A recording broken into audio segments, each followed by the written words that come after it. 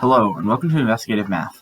Today, we will be learning how to use fraction equivalencies to solve problems on the number sense test. So let's get to it.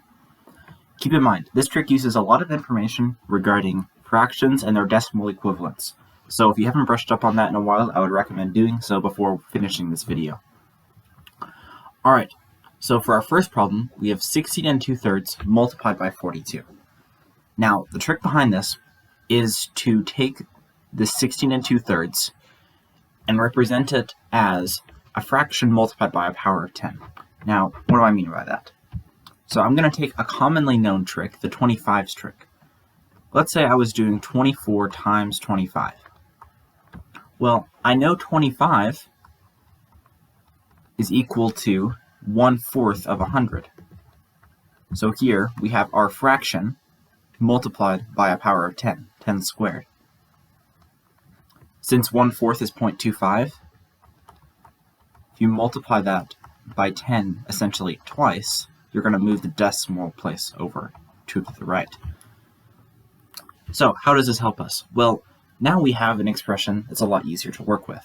If I replace 25 with 1/4 times 100, I now have 24 times 1/4 times 100. And this is a lot easier to compute. 24 times 1/4 is equal to 24 divided by 4, or 6, multiplied by 100 gives us 600. Now we have to use that same logic on our first problem. So 16 2/3 is equal to what fraction multiplied by a power of 10? And it turns out that this is equivalent to 1/6 times 100. Now, if you don't see this right away, it's fine. The more practice problems you do, the more obvious it will be down the line. Another way that you can quickly get better at this is to also memorize the percentages. So you know 1/6 is equal to 0.16 repeating, but you might also want to memorize that that's equal to 16 2/3%. Since to go from a fraction to a percent, you always multiply by 100, you'll be able to see that 16 2/3 is equal to 1/6 times 100. So, now that we know this, now that we know that 16 2/3 is equal to 1/6 times 100, we can then multiply by 42. And now this expression is a lot easier to deal with. If we rearrange this, because of the commutative property of multiplication, we can rearrange this to be 42 times 1/6 times 100. 42 times a sixth is the same thing as 42 divided by 6, or 7, multiplied by 100. It's going to give us 700. So 16 2/3 multiplied by 42 is going to be 700. All right, for our next problem, we have 22 2/9 multiplied by 36. So we want to express this 22 2/9 in terms of a fraction multiplied by a power of 10. So this is going to be 2/9 multiplied by 100. And if you don't have this memorized, I'm just going to verify it real quick. We know 2/9 to be 0.2 repeating, or for clarification, clarity, I'm going to write it as 0.222 repeating for now.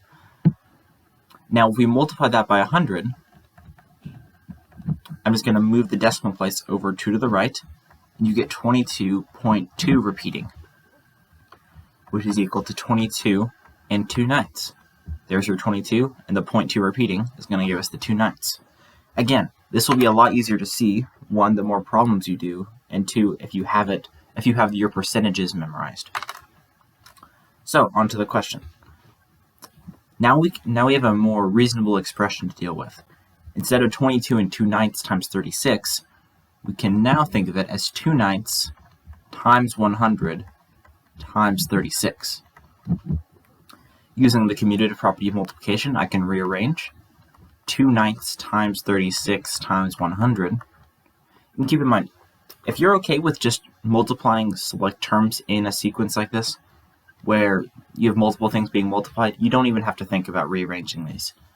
If you're okay with just doing 2/9 times 36 and then multiplying by 100 later, you don't have to worry about rearranging like this. They're equivalent, and that's what the commutative property says anyway. So, 2/9 of 36, well, 1/9 of 36 is just going to be 36 divided by 9, or 4. So 2/9 must be 8 multiplied by 100. It's going to give us a final answer of 800. All right, and that does it for using fraction equivalencies to solve problems on the number sense test. Now that you know how to do this kind of question, I have provided a problem set in the description of this video for you to try a couple for yourself. If you need me to clarify anything for you, leave a comment and I'll get back to you as soon as I can. If you enjoyed this video and found it informative, leave a like, and if you really loved it, make sure to subscribe. I'll see you later.